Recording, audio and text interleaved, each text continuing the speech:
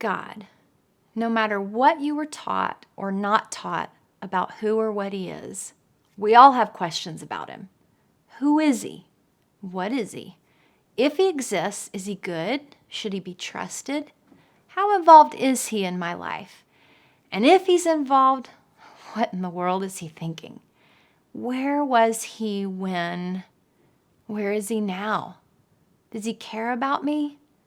Does he really care about all the suffering in the world? Do I matter? Am I important? Is surviving this life all there is? Will I ever feel truly loved? Will I ever feel something other than pain, emptiness, and loneliness? No matter what your official religion or belief status is, how you answer these questions is, in fact, the most important thing about you. Even if you believe that there's no God, it's still the most important thing about you. Who you become and what your life produces will be directly connected to your perspective of God. If you've seen him as less powerful than he actually is, it'll have a great effect on you. And if you've seen him to be less good than he really is, it will greatly affect you. If you've seen him to be less relevant to life than he really is, then the adverse effects on your life will be equally as profound. What if the whole point of life is to discover the answers to these questions? Are you willing to take the risk of disappointment and the fear of dealing with the pain that's behind those hard questions? Although Johnny and I were both raised in Christian families and grew up in Christian churches, we went through enough heartache in our life to begin asking those hard questions early on. Pain has a way of doing that to you, either forcing the issue to the surface or burying it deep enough to ignore. Are you ready to explore a God who's so much more than most of us have imagined or been told, that it jolts you into a new way of experiencing life? Our perspectives of who God is and what he's like are most often formulated by our upbringing and then by our reaction to our upbringing. If our childhood left us with happy memories along with instruction about who God is, then we generally are able to hold on to some perspective of a good God and continue to live out a relationship with him. On the other hand, if our early experiences in life were fraught with trauma and family fractures, we often find our beliefs about God have deteriorated, and we see him as either non-existent or someone who can't be trusted. There are obviously innumerable perspectives of who God is and what he's like, but the one that matters the most is yours. Ultimately, everyone wants to know their purpose in life. My personal journey has brought me to the realization that we were made by God and for him. I've also realized that even though settling these questions of purpose are vital for a meaningful existence, the answers cannot be discovered or understood without an expanded perspective of who God is.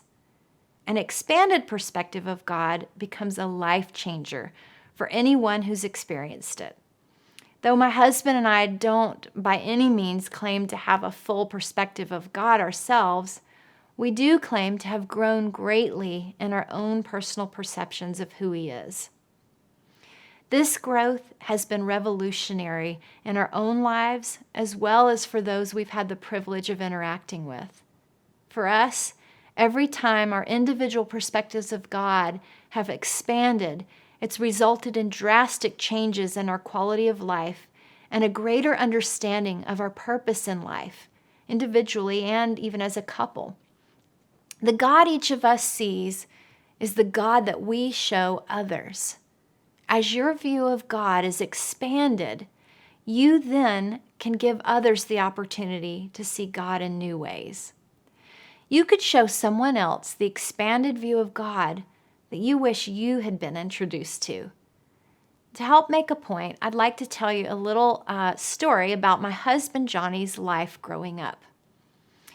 His amazing parents were God-loving people who served the Lord as pastors and missionaries in Peru, South America, for over 50 years. God was the priority of their household and of the way they lived. The church movement that Johnny and his family were a part of was radical in its expression and devotion to God. They were taught that God was to be prioritized in every way possible, and not just on Sunday mornings. He was to be prioritized in how they dressed, in how they interacted with the opposite sex, in how intensely they sang in worship in the multiple church services they had to attend every week. God was to be thought of in every word they spoke and in every attitude they expressed. He was everywhere at all times, and he could see and hear everything they were doing. Therefore, it behooved them not to do or say anything that might displease God. Though Johnny was able to bring many good perspectives of God into his adulthood, like many of us, there were also many negative and false perceptions that came from his childhood. Perspectives that he no longer carries and that changed his life. Though Johnny was able to bring many good perspectives of God into his adulthood, like many of us, there were also many negative and false perceptions about God that came from his childhood. Perspectives that he no longer carries and that changed his life. Because as A.W. Tozer says, what we think about God is the most important thing about us. Maybe you can relate to the God Johnny grew up with, one who was a good God, theoretically.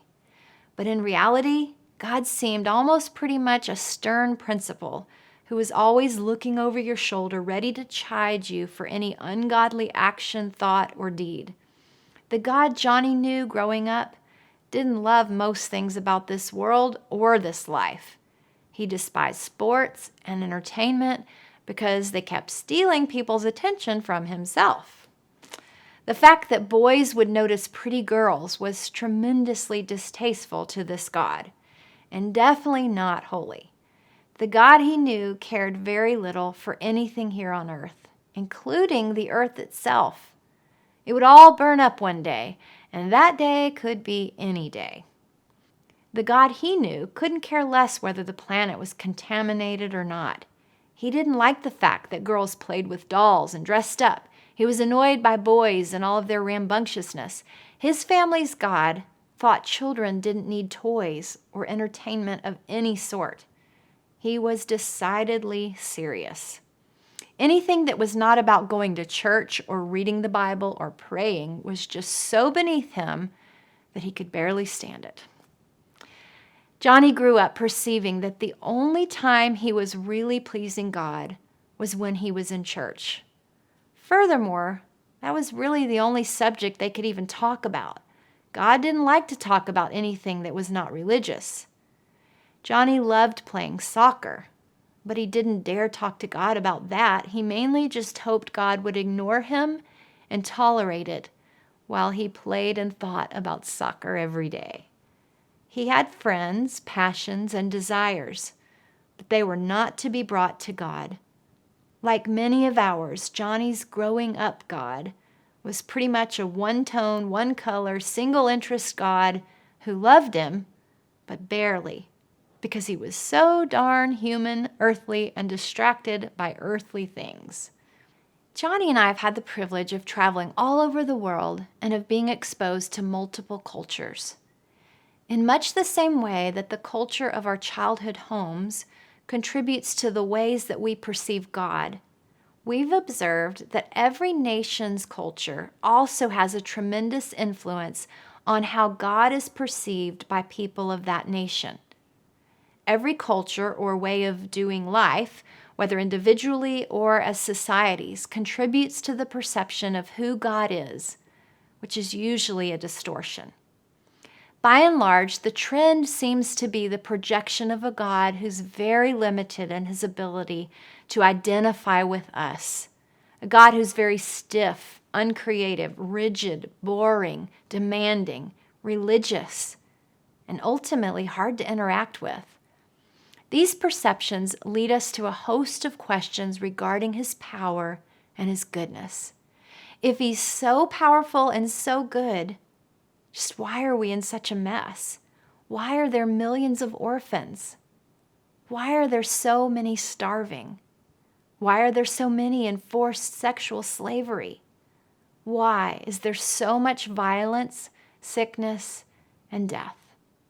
Everything seems to suggest a God who either doesn't exist or, worse, isn't good. If he exists and he's good, surely his world wouldn't be so out of control.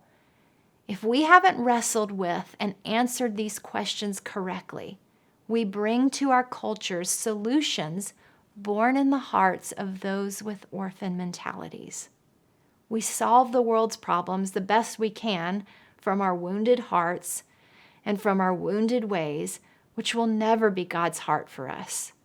When we live from hearts that deep down feel abandoned by God, we'll only produce a culture in our homes and in our nations that reflects the God that we see.